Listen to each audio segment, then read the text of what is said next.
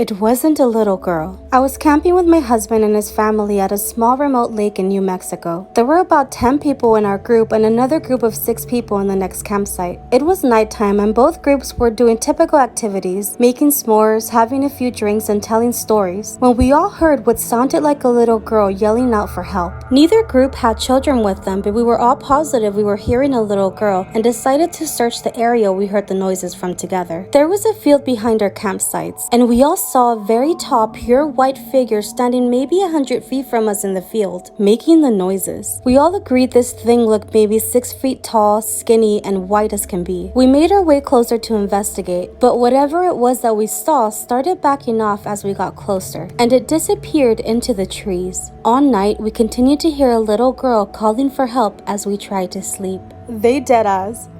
We continued to hear a little girl calling for help as we tried to sleep? No, because there's no way I would have fallen asleep after that.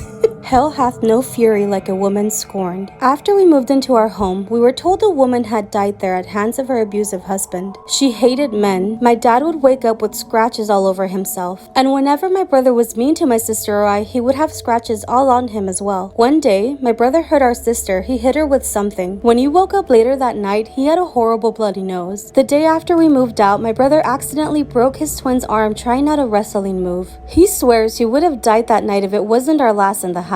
My mother attracted evil. After my parents divorced when I was a teenager, I lived with my mother. I experienced lots of paranormal happenings. Several times when I was reading in my room, the room would start feeling really icy. Next, it would feel as if somebody that hated me was staring at me. When I got that feeling, I would leave the room and come back an hour later. Sometimes during the day, I would see a shadow figure sneaking along my bedroom walls. Something in the flat was pretending to be my dog. I went into my room and heard a deep growl from under my bed. My dog was incapable of making a noise that deep. It sounded like either a really big dog or a man doing his best dog impersonation. Other times, my dog would whimper and pace in the room next to mine but wouldn't come when called, as if he was afraid of something in the hallway. When I moved in with my father, the paranormal activity stopped. The poor dog. Evicted by a ghost. Shortly after college, I got married. We immediately moved into a basement apartment because that's all that was available within our budget. This place had a poltergeist, and my wife was terrified. No shit. Whatever resided there with us made it clear that it wanted to live alone. Dishes, glasses, and other items would fly off the shelf. My wife was hit several times. There was always an ominous feeling like we were being watched. At night, when we walked through the apartment in the dark, there would be insanely bright flashes of light that would illuminate the entire room. One night, while we were going to bed, as soon as my wife and I walked into the bedroom, we heard a voice from nowhere say, "My name.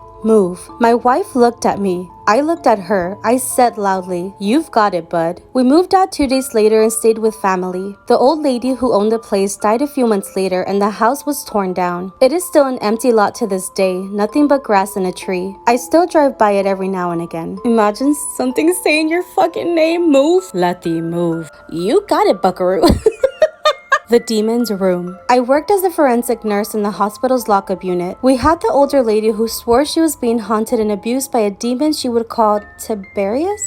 Okay, I don't want to say that name again. So many crazy things happened while she was on the unit. We'd go into her room, do normal care, leave, and seconds later she'd be screaming bloody murder. We'd run into the room to find her looking like she'd been in a fight with a boxing champ. Bloody lip, black eye, markings all over her body. No one ever saw her doing this stuff to herself. Things would get moved around the room by themselves. At one point, she was in protective restraints because the doctor thought she was hurting herself. There is no way she could have moved or done anything to herself while in these restraints.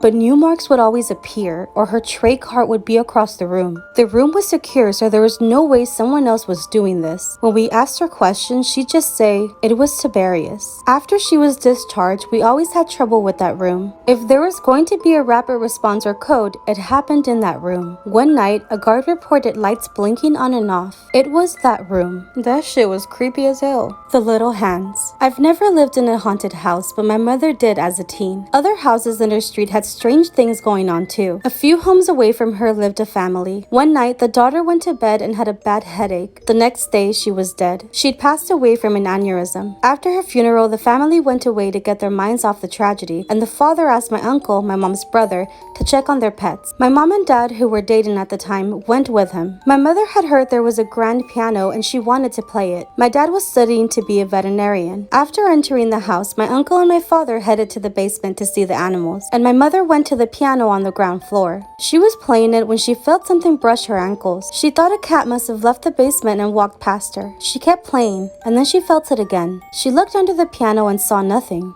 When she started again, she felt hands clasp her legs tightly. She dashed to the basement door, called my uncle and father, and waited for them. Back outside, my uncle could tell Mom was rattled and asked what was wrong. She told him what had happened, and he turned white. He told her the daughter who had died used to play a game with her father. When he played the piano, she'd crawl underneath, grab his ankles, and push his feet up and down the pedals. It's kind of creepy, but also kind of sweet in a way. But if it happened to me, I'd be fucking screaming too. The haunted ambulance. The ambulance company that I used to work for had a haunted ambulance. Rig 12. A lot of EMTs had stories about it, but I never put much stock in paranormal stuff. That is, until I had my own experience with Rig 12. My partner and I were working in a rural community at 3 a.m., and it was pitch dark and completely quiet. We were both dozing. I was in the driver's seat and she was in the passenger seat. I woke up to a muffled voice, but I thought my partner was talking. I told her I was trying to sleep and closed my eyes. I distinctly heard a male voice say, "Oh my God, am I dying?" followed by a few seconds of heavy breathing. My partner and I sat up straight and looked back into the patient compartment where it sounded like the voice had come from. Things were quiet for a couple of seconds. Then we heard the click of an oxygen bottle regulator and a hiss, as if it was leaking. I turned on the lights and we ran out of the rig. I thought a transient might have climbed in while we were asleep, so we opened the rear doors. No one was there. I checked the oxygen bottles, neither were opened. We didn't sleep much after that. This just tells me that no one is safe, man. Like, if an ambulance can be haunted, what else is fucking haunted? Bye.